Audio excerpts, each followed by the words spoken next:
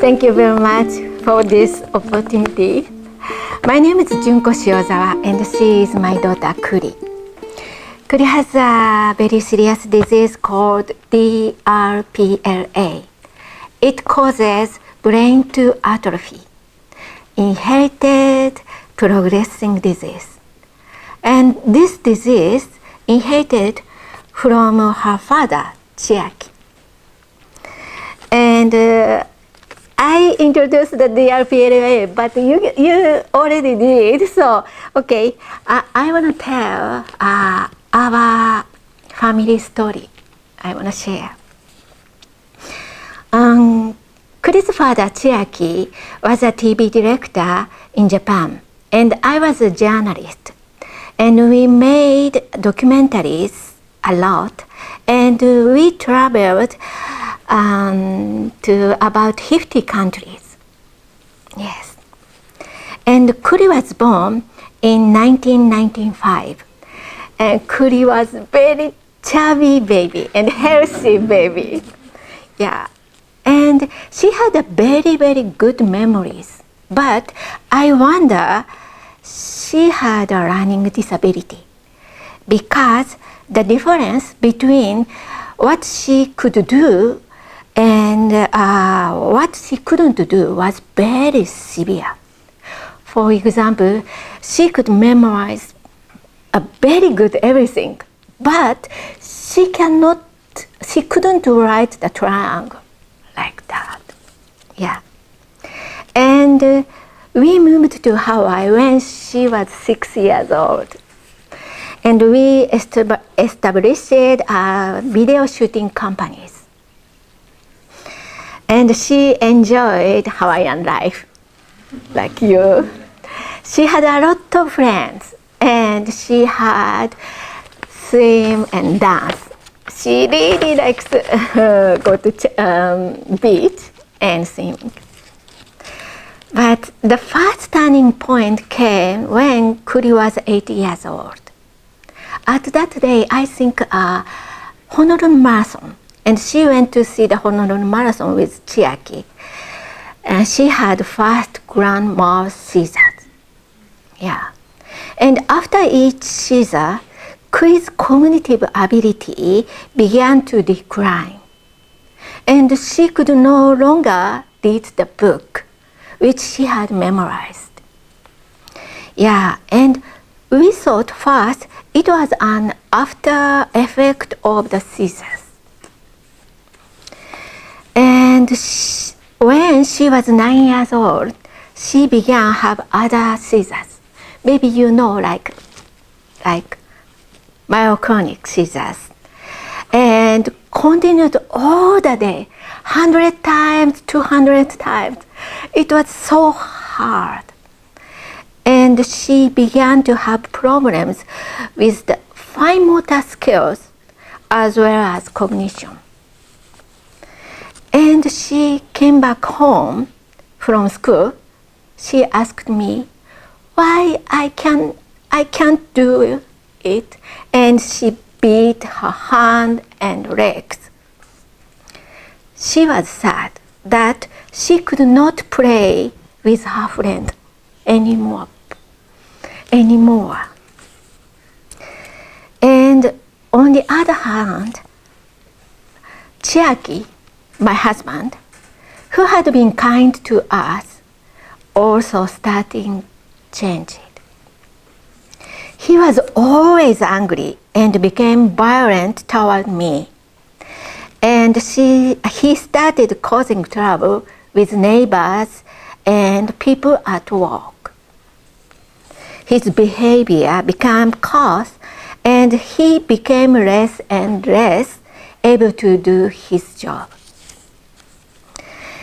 Those days were really hard for me.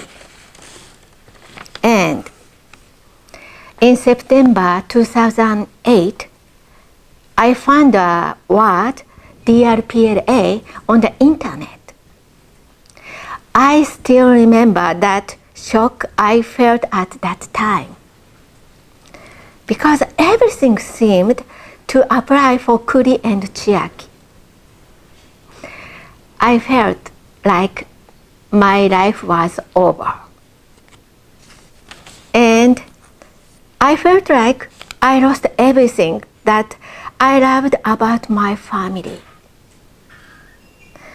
At that time, Kuri was 13 years old, but I was told by doctor she would not live to be an adult.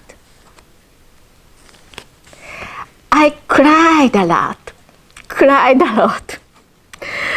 And this disease is very painful because he loves us, Chiaki loves us, but he couldn't control his emotion and temper because of this disease. But after that, he blamed himself and said, I want to be blind. Then I won't have to make Kuri suffer. We loved each other, but we couldn't even spend our remaining days peacefully. That's why I think this disease, DRPLA, is very painful disease. And the two of them, who had been healthy, but were unable to do more and more things. My husband always said, I want to give my life to Kuri. And 7 years ago, Kuri was admitted to Kapiolani Hospital with sepsis. None of the medication worked. And I left Chiaki's care to a friend and slept in Kuri's hospital room. And 1 week later, I received a phone call from Queen's Hospital, not Kapiolani hospitals, because my husband had brain hemorrhage. When I rushed to the hospital, he was on a ventilator. I thought to myself, oh, he is willing to give his life to save Kuri. I thought. For the next month, I went back and forth between the two hospitals instead of going home. But both of them got sicker and sicker. Okay, Kuri. Okay. And one day, both of them were told by different doctors, maybe today is the last day. How is that possible? I couldn't believe it. But fortunately, they are both discharged a month later. My husband went into the foster home unconscious. Once I took Kuri to the foster home. Kuri stayed asleep the whole time. My husband was still unresponsive, but he looked like he's smiling, and I saw his tears. And he passed away 3 days later. I think he was made his dream come true. I believed. But after my husband passed away, still many things happened. Now, you can see my daughter is bedridden. She has G-tube and tracheostomy and hard to respond. But she understands what I said, and sometimes she smiles, and I'm so happy. Yeah. And when I found out about their illness, we decided to save Kuri. But 16 years ago, we had no hope. I emailed researchers and doctors all over the world and spread the word about DRPLA on social network in English and Japanese. I wrote a book. It was broadcast on TV, and I put it out on YouTube. And I put my card, and you can take, and please watch my YouTube. It's about the DRPLA. Yeah. And I held a press conference at the Japanese Ministry of Health, Labor and Welfare. But for a long time, things remained the same. A few years ago, things started to change a bit. The progress of medical scene is amazing, as you know.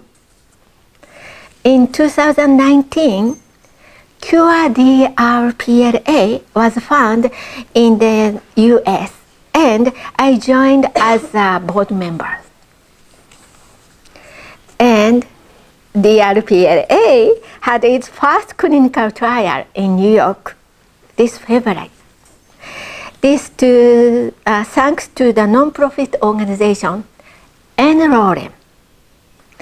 They used the N of 1 method with ASO technology. And thanks to Dr. Leo and all of them,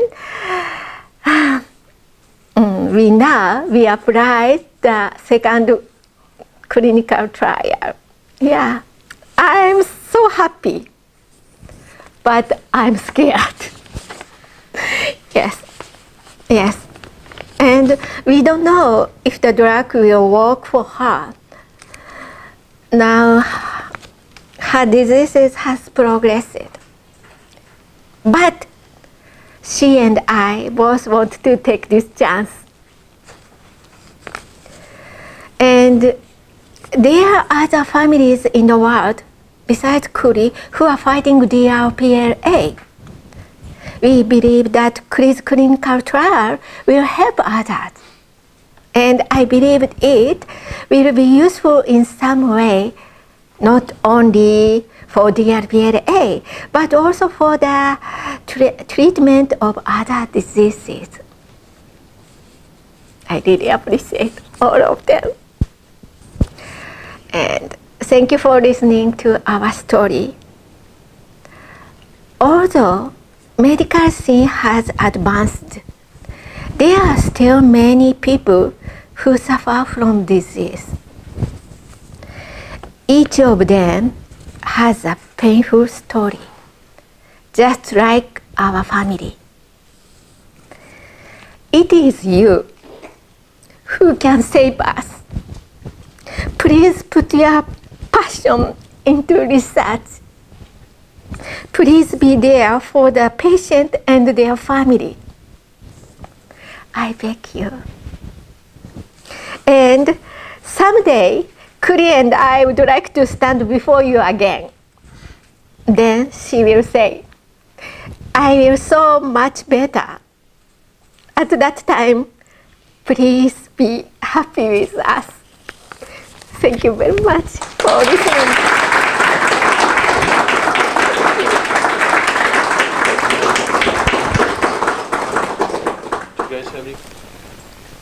I wanted you to understand the reason why you do research. I mean, it's great that you can publish, it's great that you can present, but the reason that you should be doing research is for Kuri. You know, if you don't keep Kuri in mind, don't get into research. Probably not a good idea to get into medicine in the first place. You know, so that's number one. The second thing is what you do as a researcher, as a physician, has such profound impact on lives of Kuri and her family. How she even found me, I didn't find Kuri or mom. She found me She was very persistent. She never gave up, even after all the doctors told her that there's no hope. As a matter of fact, some of the doctors told her to put Kuri on hospice, and just let her pass away. She found me, and so the first ASO therapy was carried out at Columbia University, where Zena is. Zena, where are you? Zena, your University, Columbia, New York. That's where she's from. And I told her, I actually met the doctor that did the first therapy, and I told her about it. And so Kuri's mom actually tried to apply with her doctor to be the second patient. They were turned down, But Junko did not give up. She was very persistent. She came and asked me. I said, nobody's going to believe, nobody's going to let Hawaii do it. I mean, we're not Colombia, But she was very persistent. She didn't give up. I said, so eventually I said, okay, Junko, we're going to apply. But we apply to this organization called n-Lorem, who will invest $1.5 million making medicine for one patient. That's her. So we're investing, and they will provide the medicine for free for life. So I have to provide care for Kuri for free for life. So that was my job, and n-Lorem, if I'm willing to do that, n-Lorem will make the medicine specific for Kuri. And so we applied. It's very competitive. I didn't think we were going to get it. And like you saw in the video, n-Lorem, for some reason, they think we can do it. So I told Junko that her therapy was approved by n-Lorem. So the next step was we had to apply to FDA. So I had to write a protocol to submit to FDA. And just yesterday, we received an email from FDA. FDA approved Kuri's treatment.